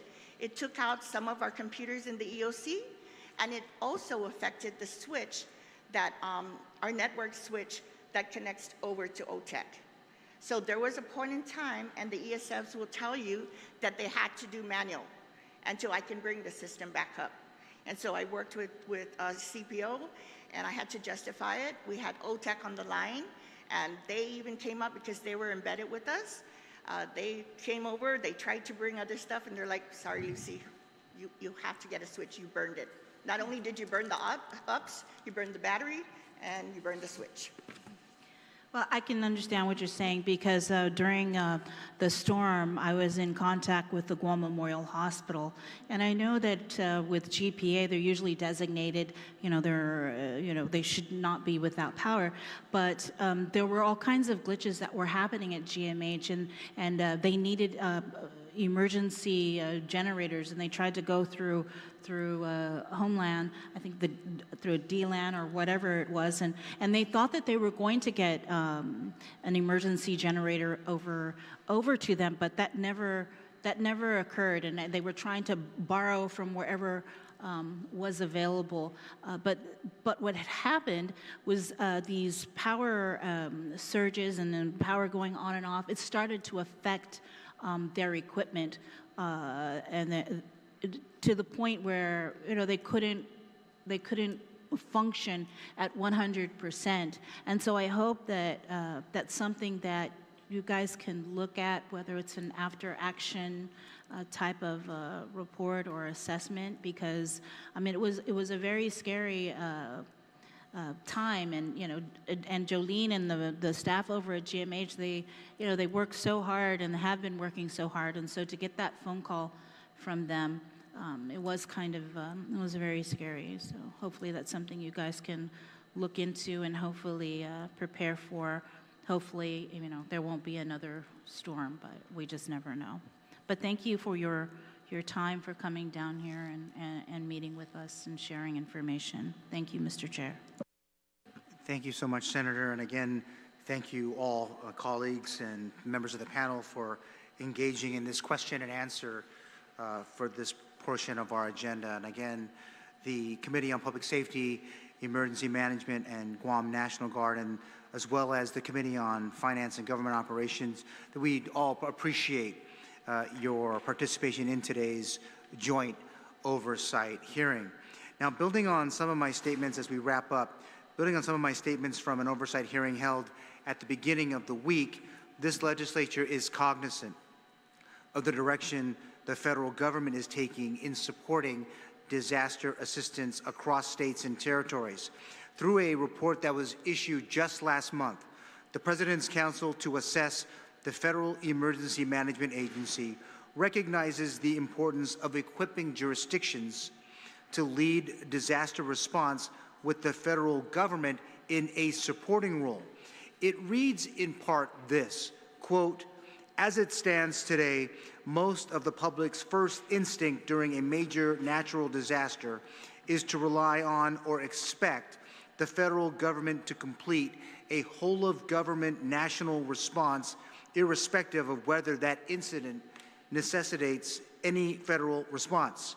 However, contrary to that misconception, it is the state, local, tribal, and territorial governments that always had the primary response role during a disaster, reorienting the national preparedness system to empower state, local, tribal, and territorial governments to manage the mitigation, response, and recovery of disasters effectively returns the federal role from leading to supporting," close quote. The Committee on Public Safety, Emergency Management, and your Guam National Guard in particular put forward 2 separate measures last year to strengthen Guam's emergency management apparatus, including one that would modernize the Office of Civil Defense. Both measures include the creation of a disaster response emergency operations fund, specifically recognizing the federal government is considering shifting disaster response leadership to states and territories. Accordingly, Guam should be ready to receive and account for federal funds in addition to local resources which are made available to support emergency management services. It is our hope that today's discussion helped to highlight the strengths and weaknesses in our own emergency management operations, particularly our ability to manage critical disaster funds. At this time, the Committee on Public Safety, Emergency Management, and Guam National Guard, and the Committee of Finance and Government Operations appreciates all of the attendance and participation and department officials in this joint oversight hearing, and today's joint oversight hearing is hereby adjourned. The time is now 4:05 p.m. Chamorro Standard Time. Thank you all for being with us today.